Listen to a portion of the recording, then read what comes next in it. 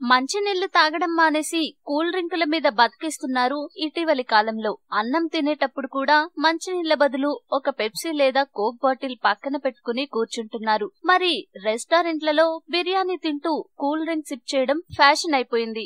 ఏదైనా మితంగా తీసుకుంటే మంచిది. అందులోనూ అలాంటి ఆర్టిఫిషియల్ ప్రొడక్ట్స్ ఎంత తక్కువగా తీసుకుంటే అంత మంచిది. అవేవి పట్టించుకోకుండా జనాలు రోజు కూల్ డ్రింక్స్ తాగడానికి అలవాటు పడిపోయారు. తెలిసి చిన్న పిల్లలకు కూడా అలవాటు చేస్తున్నారు. దీనివల్ల ఆరోగ్యం పాడవుతుందని అందరికీ తెలిసిన విషయమే, కానీ ఎవరు పట్టించుకోరు. తాజాగా జరిగిన పరిశోధనల్లో తెలిసిందేంటంటే కూల్ డ్రింక్స్ ని అలా అధికంగా తీసుకునే వారికి మెదడుకి సంబంధించిన సమస్యలు వస్తాయట. వీళ్ల మెదడు కుచించుకుపోయి నిర్వీర్యమైపోతుందట.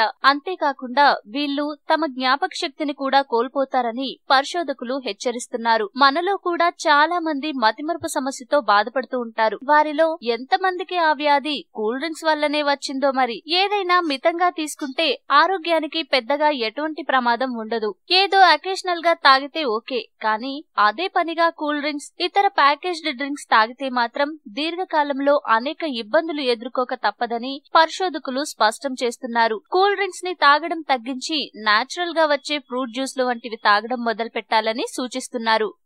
ఈ వీడియో మీకు నచ్చితే లైక్ చేయండి, అందరికీ షేర్ చేయండి, కానీ సబ్స్క్రైబ్ చేయడం మాత్రం మర్చిపోకండి.